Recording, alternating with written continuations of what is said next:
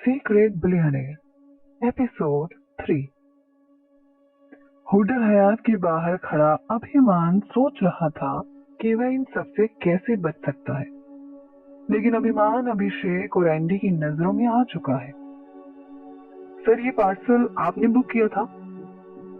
अभिमान ने अपने डिलीवरी मैन होने की ड्यूटी बड़ी ईमानदारी से निभाते हुए ऑर्डर को अभिषेक को देकर कहा और वहां से निकलना चाहा। अभिषेक ने अपने दिमाग में अलग ही प्लान बनाया हुआ है। अभिमान ऑर्डर देकर जाने ही वाला है, तभी एंडी ने कहा, अरे दादी माँ, जरा देखिए, आपको जन्मदिन की बधाई देने कौन आया है। दादी माँ और पूरा भल्ला परिवार गेट पर आ गया। दादी माँ ने अभिमान को देखा और कहा, इस निकम्मे को अंदर लेकर आओ। दादी माँ ने सभी मेहमानों का ध्यान अपनी तरफ खींचा और कहा, लेडीज एंड जेंटलमैन, आप सभी को मैं किसी खास शख्स से मिलाना चाहूंगी। ये है मेरा निकम्मा, निखट्टू और नौकर दामाद अभिमान, और इससे भी ज्यादा एक मक्कार आदमी जिसने अपनी बीवी के साथ ही धोखा किया है।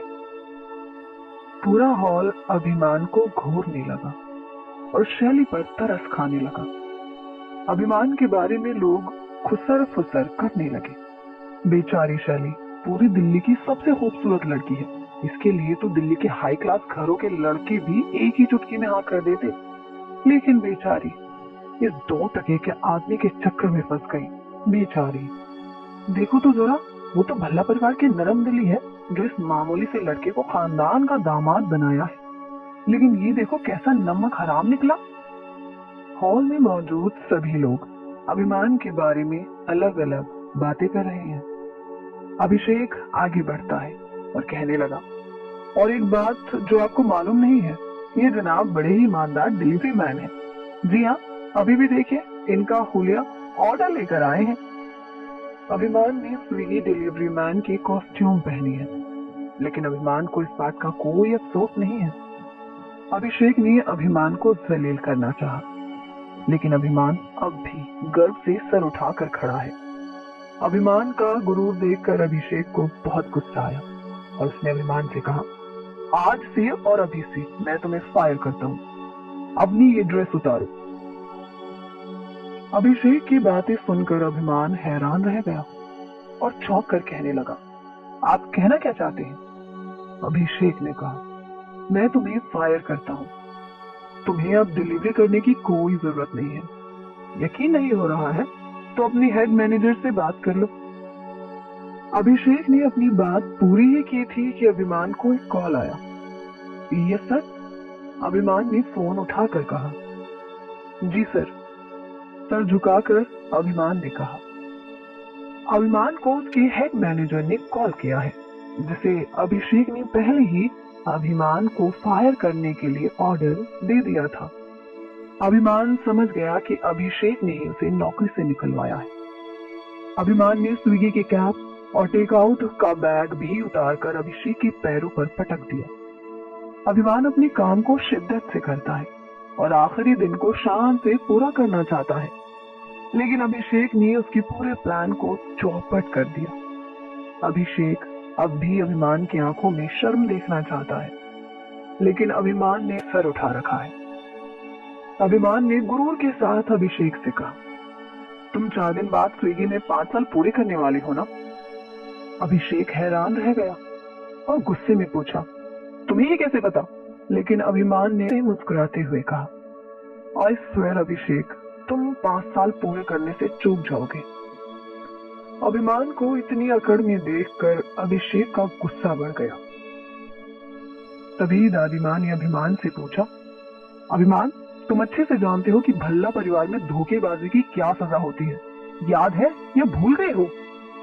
याद है दादी माँ, अभिमान ने सर झुकाते हुए कहा।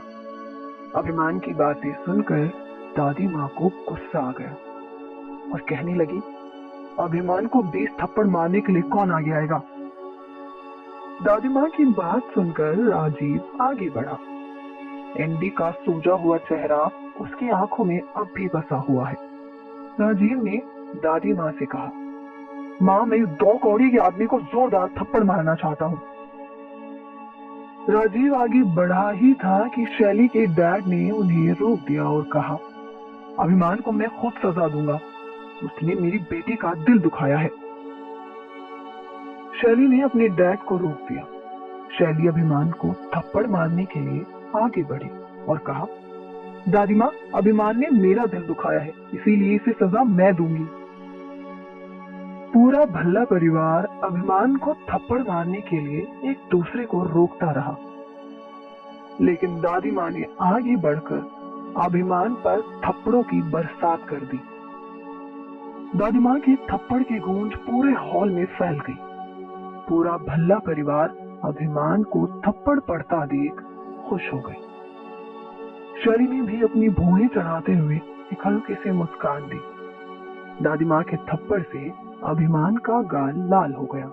अभिमान ने दादी माँ का थप्पड़ चुपचाप खा लिया, मगर नजरें ऊंची कर ली और कहा, दादी माँ, मेरे दिल में आपकी बहुत इज्जत है और मैंने पिछले 3 सालों में आपके हर काम को किया है और आपका हर कहना माना है।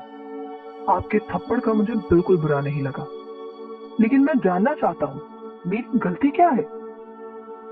शैली के चाचा और एंडी के पापा राजीव आगे बढ़े और कहा, यू स्काउंड्रल, मेरी फूल जैसी भतीजे के साथ धोखा किया है तुमने, और भल्ला परिवार के एक लौते वारिस पर भी तुमने हाथ उठाने की जो गुस्ताखी की है, वो क्या कम है? राजीव की बातें सुनकर अभिमान ने कहा, आपकी भतीजे के साथ मैंने धोखा किया है, या आपकी भतीजी फैमिली बिजनेस के नाम पर किसी गैर मर्द के साथ होटल में गुलछर्रे उड़ा रही थी? शैली का सारा राज अभिमान ने उगल दिया, जिसे सुनकर शैली की आंखें शर्म से झुक गई। हर कोई हैरान रह गया और शैली को घूर घूर कर देखने लगा। दादी माँ ने आगे बढ़कर कहा, तुम्हारी इतनी जरूरत, मेरी बेटी पर इल्जाम लगाने की हिम्मत कैसे हुई तुम्हारी? दादी माँ का सपोर्ट मिलता देख शैली को हिम्मत आई और वो आगे बढ़कर बोली, हाँ दादी माँ, ये झूठी कहानियां बना रहा है। मैं तो विपिन के साथ फैमिली बिजनेस के बारे में डिस्कस करने गई थी। शैली के झूठ को पकड़ते हुए अभिमान ने कहा, रियली शैली, तुम एक अकेले विला में बाथरोब पहने एक अनजान आदमी के साथ बंद कमरे में बिजनेस डील करने गई थी? हॉल में शहर के बड़े बड़े अधिकारी और बिजनेसमैन मौजूद हैं।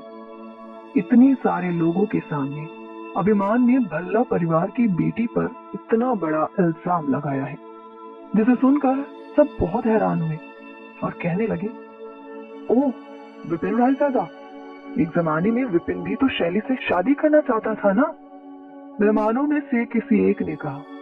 दादी माँ के कानों में लोगों की फुसफुसाहट चली गई। दादी माँ को अभिमान की बातें सुनकर गुस्सा आया और कहने लगी, तुम्हारी हिम्मत कैसे हुई हमारी बेटी को सबके सामने जलील करने की? तुम जानते हो यहाँ कितने अधिकारी आए हुए हैं? हैप्पी 80th बर्थडे दादी माँ।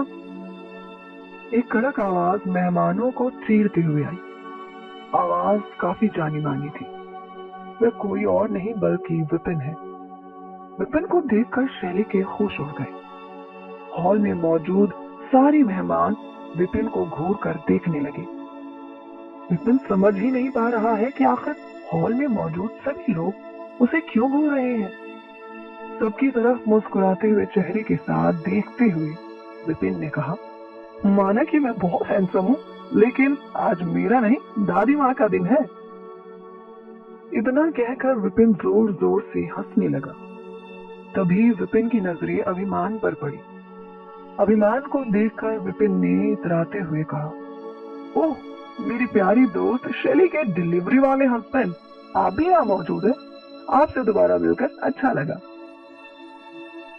शैली तुरंत ही विपिन के पास आई और कहने लगी, विपिन, ये अभिमान देखो हम दोनों पर कैसे भद्दे इल्जाम लगा रहा है। कल मैं तुम्हारे घर क्या करने गई थी, जरा इन सबको बताओ। विपिन को ये सुनकर जरा भी शौक नहीं लगा, मानो से पहले से ही इस बात का अंदाजा था।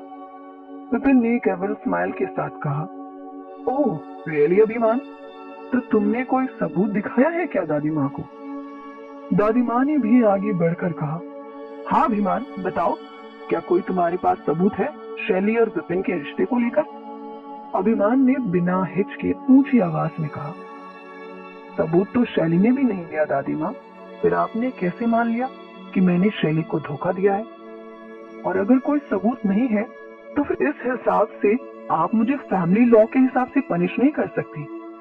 अभिमान की आंखों में इतना कॉन्फिडेंस देखकर हर कोई हैरान है, लेकिन विपिन ने बात को घुमाते हुए कहा, दादी माँ ये सब बातें ही बना रहा है।